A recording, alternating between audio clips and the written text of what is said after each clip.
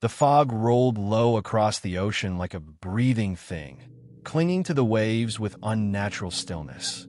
It wasn't the fog that disturbed me, not exactly. It was the way it moved against the laws of weather and wind, pulsing slightly, as if aware of our presence. We were 5 days into the expedition when we heard it. A sonar ping bounced back from the deep trench south of Greenland, a sound we shouldn't have heard, not there. That region had long been mapped, categorized as a dead zone beneath layers of volcanic basalt and sediment. The signal was faint but regular, repeating every 46 seconds. Almost mechanical, almost intentional. I was the mission's lead marine archaeologist, Dr. Ethan Rourke. I've spent the better part of my life buried in forgotten things, shipwrecks, ruins, black boxes torn from the belly of downed aircraft.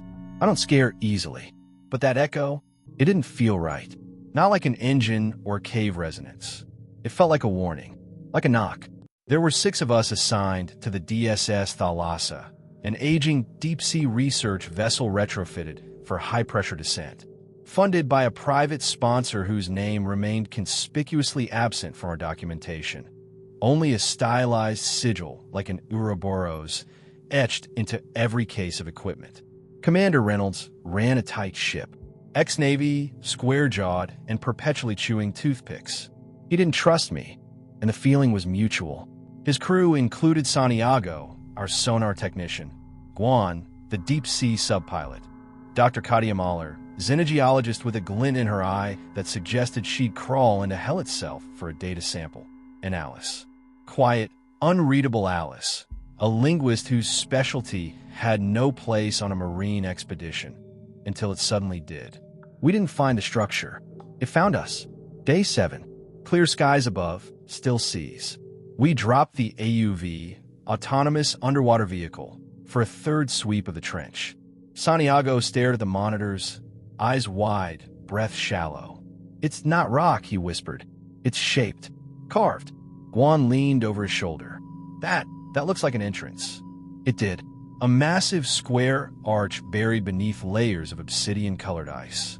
Smooth edges, unnatural symmetry. And a central figure protruding from the arch's keystone. Arms raised, mouth open in a scream that hadn't ended in millennia. We argued over what to do next. Commander Reynolds wanted to call it in, wait for confirmation, back up. But our sponsor, whoever they were, sent new orders within the hour, descend. Now, bring back samples. Live feed everything. It took 16 hours to ready the submersible. The temperature dropped steadily, even inside the ship. Electronics buzzed, flickered, reset. We dismissed it as interference. We were wrong. At 300 hours, we dove. The water swallowed us whole. I remember the first sight of it vividly, burned into my retinas like frostbite. The Sepulchre rose from the trench like a monolith, impossibly black against the blue void. It was shaped like a cube with beveled edges, each side the length of a football field, and completely seamless. There were no visible seams, no cracks, no corrosion. It had survived longer than Earth's tectonics should have allowed. Mahler was the first to speak. "This thing isn't from any Earth period. It's pre-continental drift." "That's not possible," Reynolds snapped. "And yet," she said softly, fingers twitching across her tablet, "here it is." The entrance was real. A vast opening carved into the side, framed by glyphs we couldn't place. Not Sumerian, not Mayan, not Atlantean fantasy. Something else.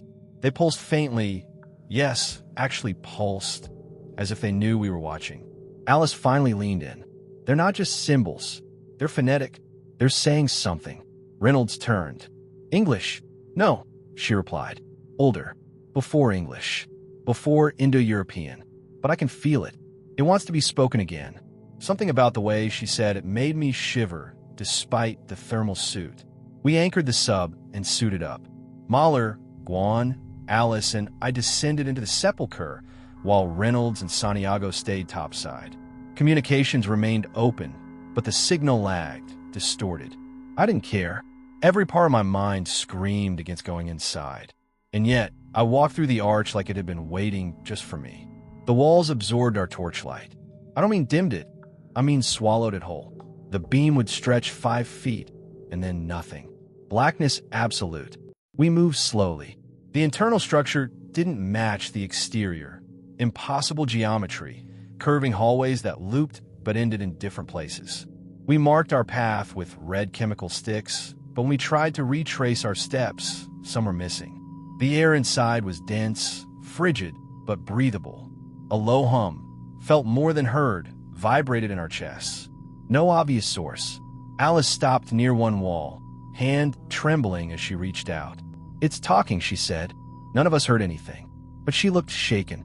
"The wall wants something. It's hungry."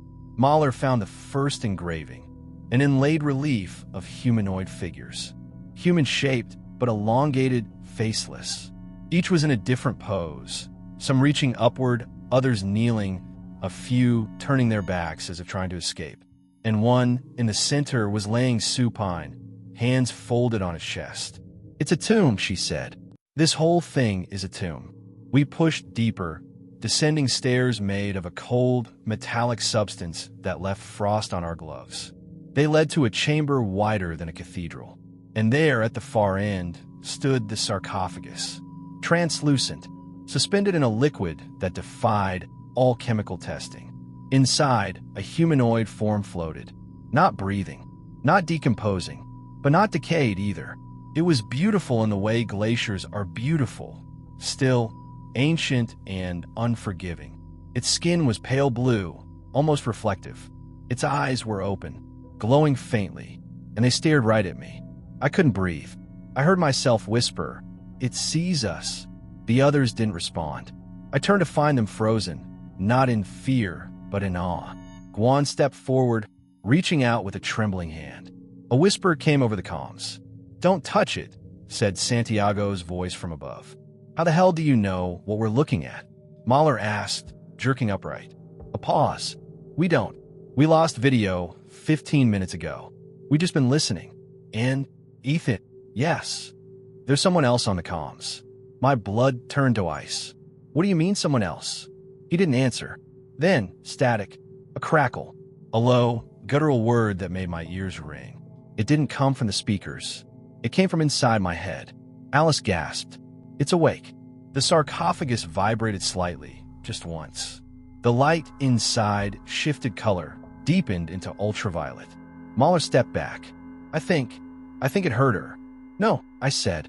"It's been listening the whole time." We turned to leave.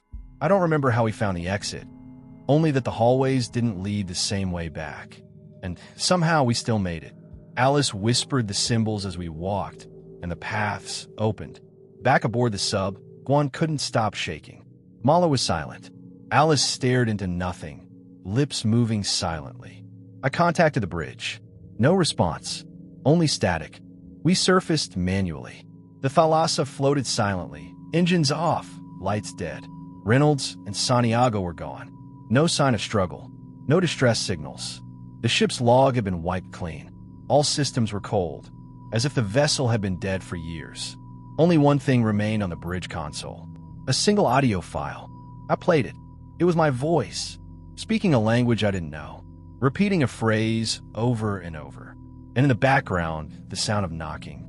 For knocks. Then silence. The cold had sunk deeper into our bones than the Atlantic should allow. We sealed off the sub and returned to the Thalassa, but it felt different now. Wrong in ways we couldn't explain. The lights flickered erratically. The heating systems groaned like something inside the walls was moving. The crew was still missing. Reynolds and Santiago had vanished without a trace. No logs, no signals, no wreckage. Just silence.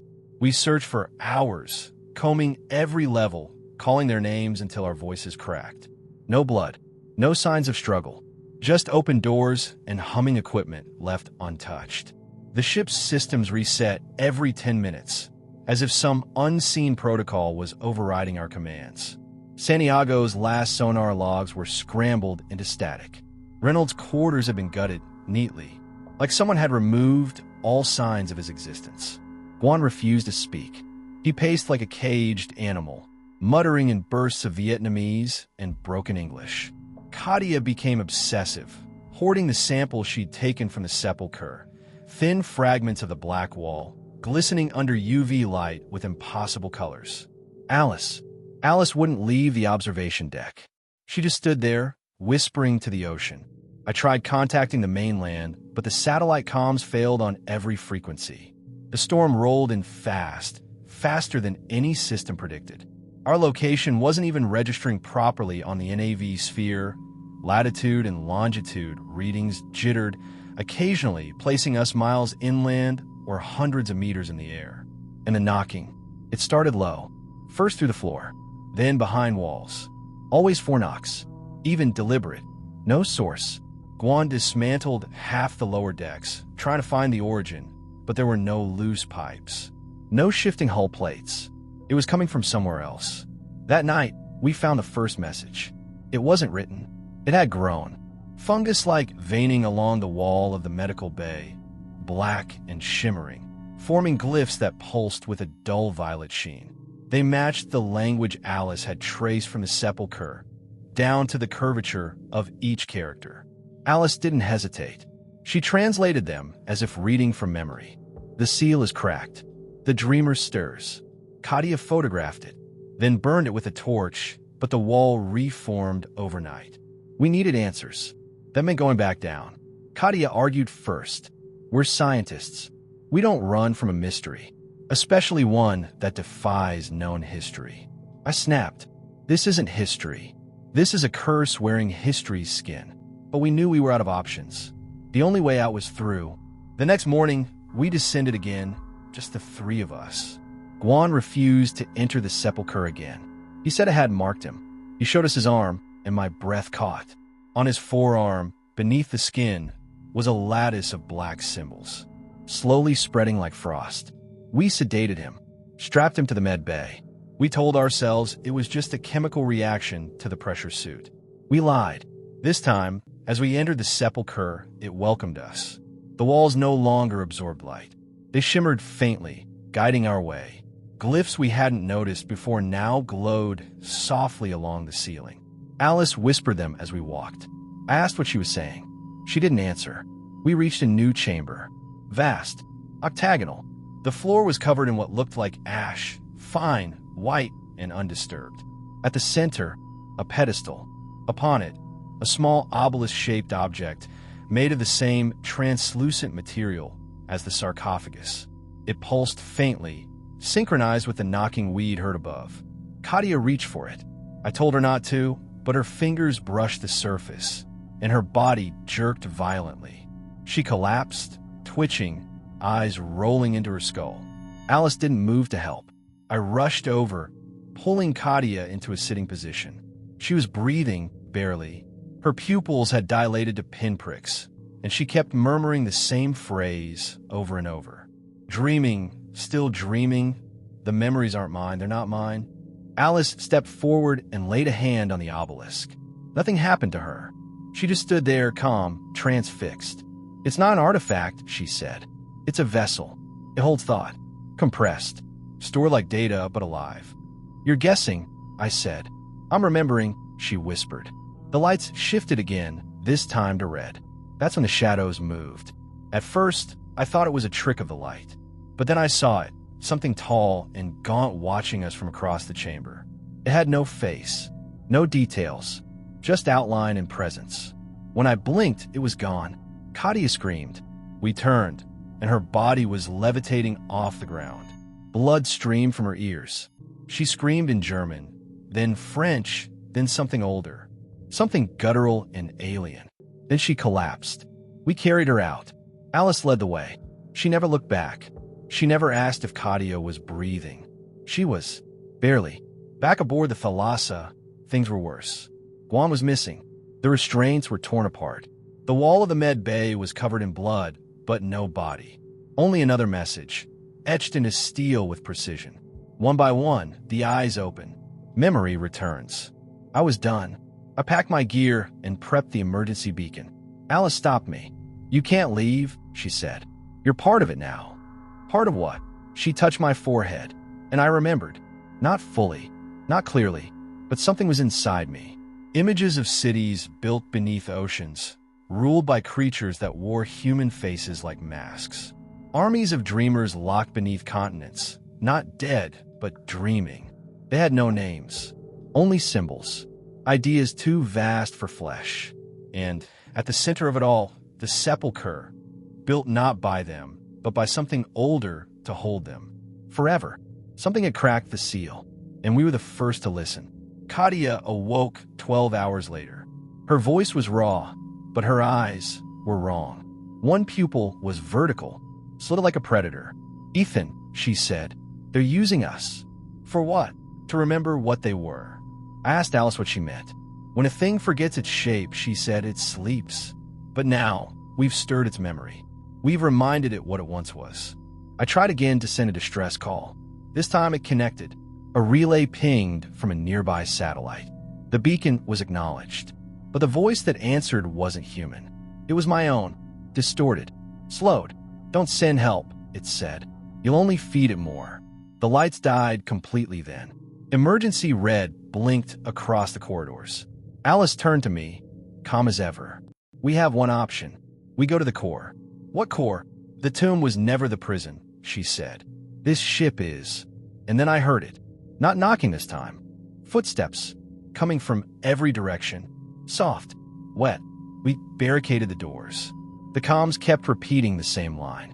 One by one, the eyes open. One by one, the mouths remember. Katia screamed again, blood from her nose. This time, she didn't stop. Alice turned to me and said, "If we wait, we die. If we run, we become them." And I asked the only question that mattered. "Then what the hell do we do?" She smiled, almost sadly, and said, "We go deeper." The lower decks were never meant to be accessed. At least, not by us. The schematics of the Thalassa never showed a hatch behind the secondary ballast chamber. Yet Alice walked straight to it through the flickering emergency light, her boots echoing too loudly on the steel grating, as though the walls themselves were listening. I followed. What else could I do? Katia stayed behind in the infirmary, sedated again, her body failing in ways we didn't understand. Her pulse was weak, her skin cold and mottled, veins traced in bruised black. Her last words before drifting under were, "It's not just the tomb.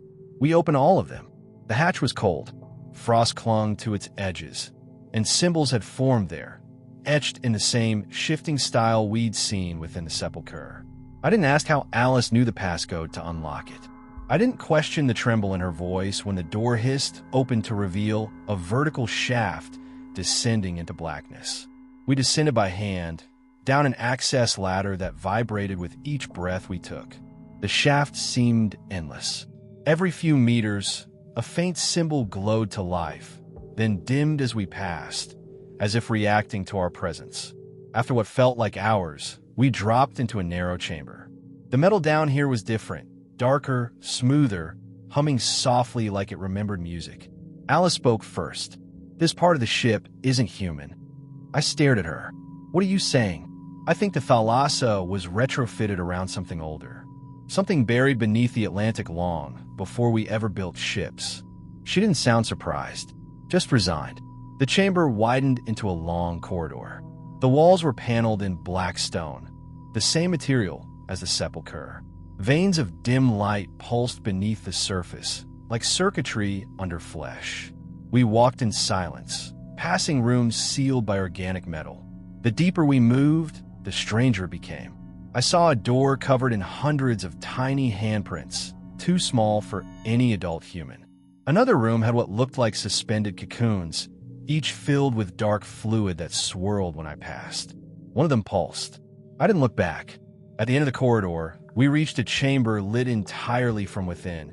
No visible source, just an ambient radiance that felt wrong in every bone of my body. In its center stood another obelisk, taller than the last. This one wasn't inert. It hovered above the floor by several inches, spinning slowly. Its surface shifted constantly, like ink suspended in oil. And on its base, embedded in the floor like a forgotten coin, was a black ring. Alice didn't move. She stared at the obelisk with wide, wet eyes. "It's not dreaming anymore." I turned to her. "What is it?" She didn't answer immediately. Instead, She knelt beside the ring and placed her hand on the floor. The stone shimmered where she touched it. "It's a memory engine," she said finally. "It doesn't think. It remembers. And every time someone touches it, it remembers more vividly." "Whose memory?" I asked, though I already felt the answer pressing against my skull. "All of them. The ones who came before. The ones who became gods, then forgot they were ever alive." I stepped back, nausea rising. My skin crawled. The chamber felt smaller now, like the walls were breathing. "Watching. You knew," I whispered. "You've known since we stepped into that tomb." Alice nodded, slowly. "I didn't remember at first, but I do now." "Remember what?" "That I wasn't born. I was built." Her voice broke, not with emotion, but from strain, like a radio losing signal. My mouth dried. "What the hell are you?" She turned to me, and I saw her eyes shift. No longer human, no longer pretending to be. One iris was fractal, spinning inward toward nothing. "I'm a failsafe," she said. "The last one, planted in your species thousands of years ago.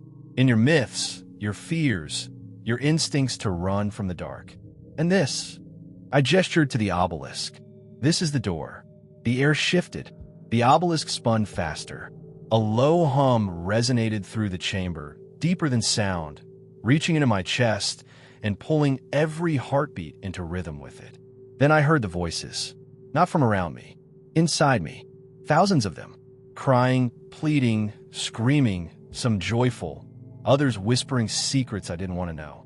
Some spoke my name. One was my mother's voice, but twisted, wrong. It called me by a name I had never heard, yet knew was mine. I stumbled backward. My mind felt like it was splitting in two. Alice touched the obelisk. The chamber exploded with light. I saw things. Not visions, memories. Not mine. Not human. I saw stars dying. Planets consumed in black flame. I saw creatures made of sound and shape devouring entire systems. Not out of malice, but hunger.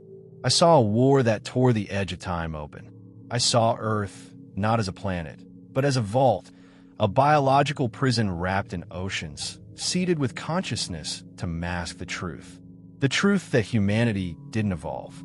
We were implanted. We were the seal. I screamed. When I came to, I was lying on the floor. Alone. The obelisk was gone. Alice was gone. I staggered to my feet, ears ringing. The walls were shaking. A dull thrum pulsed through the structure like a heartbeat. Something had awakened. I climbed, faster than I thought possible, driven by panic. Each level of the thalassa seemed wrong. Corridors longer than before, angles skewed subtly, shadows bending in place. The lights were flickering rhythmically now, in time with that same terrible pulse. On the upper deck, I found Katia. She was standing, alive, but her skin was completely white. Her veins black, her eyes blank, empty. She turned to me and smiled. "I saw the archive," she said. "I saw how it ends." She handed me a data pad. On it, coordinates. Dozens of them, each marked over the oceans of Earth. Each one labeled with a single word, Sepulchre. "It wasn't the only one," she said. "They've all begun to stir." "Where's Alice?" I asked. "She's gone ahead," Katia replied. "She's unlocking the next seal." I stepped back. "We have to stop her." "You can't stop what was never alive," she said softly. "Only delay it. But it remembers now. It remembers itself." Outside, the storm had stopped. The sea was calm, too calm. I climbed to the top deck. There was no sun, only darkness overhead. No stars, just black clouds swirling above us. The shape of a spiral, like an eye opening from sleep. The satellite connection was back online. I sent a message, a warning. I told them everything. I don't know who received it, but the response came 20 seconds later. Only one line. "We already know. Help is not coming." And beneath it, a second message auto-downloaded. Coordinates. To the next site. The signal came from inside the Earth. The thalassa groaned beneath me. The engine activated, on its own. We were moving now, guided by something I didn't understand. Katia stood beside me, her expression serene. "Do you know what you are yet?" she asked. "No," I replied. She looked out across the water, eyes glowing faintly. "You're the dream," she said. "But the sleeper's waking up." The sea was too still. not silent. There was always the groan of hull, the whisper of distant currents, but still, like it held its breath. Above us, the sky had turned a gray that was almost black, the spiral of clouds, unbroken, motionless. The thalassa moved without command, gliding toward the next coordinate like a creature swimming home. Katia hadn't spoken in hours. She sat across from me in the galley, unmoving, watching her reflection in the porthole. Her hair had thinned. Her skin, waxen and pale, bore the same faint glyphs that had bloomed across Guan before he vanished. When I asked where he'd gone, she didn't answer. I spent the hours combing through the data Alice had left behind. Thousands of terabytes of fragmented language, symbolic structures, and decrypted strings that weren't written in any Earth tongue, but still carried rhythm, cadence, intent. Messages etched in math and memory. The deeper I read, the more I felt something bleeding into my own thoughts. My dreams twisted. I could no longer tell what was mine and what had been given to me. I remembered a desert, endless red, two suns dimmed by atmospheric haze, and a black monolith half buried in sand. I remembered standing before it, knowing I was not myself but a being that wore my face, made of metal and thought and sorrow. The dream never ended, even when I woke. We arrived at the second site 3 days later. It was deeper than the first. No trench, no volcanic shelf, just water, cold, silent, and pressing in from every direction. A flat plateau of smooth obsidian waited on the ocean floor, untouched by currents or sediment. In the center, another structure. This one was spherical, hollow, pulsing. Katia approached it in the secondary sub, alone. She insisted, said it would only open for someone who had already heard the memory. I watched on the monitors as she docked the sub, stepped onto the smooth black surface, and walked straight through the wall. It opened for her like a mouth. She didn't come back out. I waited 5 hours. On the 6th, I heard her voice. Not through the radio. Through the water. Through the walls. It was calling to me, telling me to come see. That the whole of it was ready. I told myself not to follow. I went anyway. The pressure suit was tighter than I remembered. My oxygen readout flickered between values that made no sense. My heartbeat syncopated with the pulse of the sphere as I drifted closer, the dark shape looming like a dead star against the ocean's floor. Lights from my helmet barely touched its surface. It swallowed them whole. Then the wall opened. I stepped inside. The interior wasn't empty. It was filled with stars. Not real ones. Points of data, memory, simulation. A vast field of consciousness visualized as constellations that spun as I moved. Each star pulsed with whispers, emotions, dreams. I walked through the galaxy of thought, and every breath I took felt like I was breathing in ancient voices. Katia stood at the center. No suit, no tether, just herself, unbound, glowing faintly. She turned to me, and for a moment, she was Katia. Then her skin cracked slightly, like porcelain, and beneath it, something shimmered. Not flesh, not bone. "Welcome to the archive," she said. "What is this?" I whispered. "The memory of everything that came before," she answered. "Everything that forgot itself." "I don't understand." She stepped closer, and the archive pulsed around us. "You do. You always have. You felt it since the first echo." The knocking wasn't a warning. It was a question. "What question?" She smiled. "Are you ready to remember what you are?" I looked around. The stars began to fall inward, collapsing into one another. A reverse explosion. A convergence. "You're not human anymore," she said gently. "You never really were. Just a shape given breath to keep the lock sealed." "I don't want this," I said. "I wanted to stop." "It never started," she replied. "You've been inside this loop since the first cell split, since the first mind opened. You are part of the memory, and the memory is waking up." The archive collapsed into a singularity. The stars, the whispers, the data, all folded into a single point of light that hovered between us. It pulsed once, and then it entered me. It didn't hurt. It was warm, familiar, like opening a door into your own childhood home and realizing someone else had lived it for you. I saw everything. The civilizations that ruled before matter. beings that traded memory across galaxies, creatures that fed on thought, and the great war that ended it all, not with fire, but with forgetfulness. A chosen forgetting, a self-inflicted amnesia that would last until the universe was safe again. They planted seeds across the void, seeds that would grow into watchers, custodians, prisons. Earth was one. Humanity was the mask, and we had broken. I don't remember returning to the thalassa. One moment I was in the archive. The next I was on the deck, staring at the storm above. It had stopped swirling. The sky was clear. Too clear. There were no clouds, no wind, no sun, just a white sky that stretched forever. I found Katia on the bridge. Her skin was gone. She was light now. Her body shimmered like glass, catching starlight. She looked at me, and I saw every version of her that had ever lived. "You brought it back," she said. We all did. The ship was no longer moving. It hovered, above water. The ocean beneath had frozen in place. A perfect mirror, smooth and solid. The ice stretched from horizon to horizon. I stepped outside.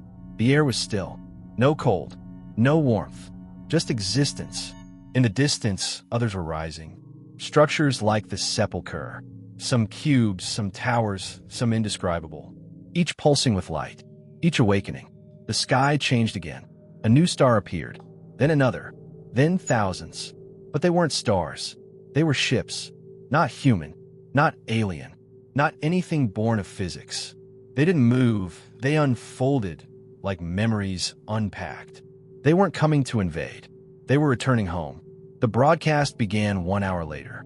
A signal translated into every Earth language simultaneously. It said, "We apologize for the interruption. Consciousness will resume shortly." Then the signal ended. I don't know how long it's been since then. Time flows differently now. The world outside the ice remains frozen. The sky does not change. But inside me, the archive still spins. I feel every life that has ever been. Every choice. Every dream. Every extinction. Alice is gone. Or maybe she was never real. Maybe she was the last fragment of the fail-safe code. The final whisper trying to keep the dream from ending. But the dream is over. The sleeper has awakened. I am not Ethan Rourke anymore. I am the memory of what once was. And what once was is returning.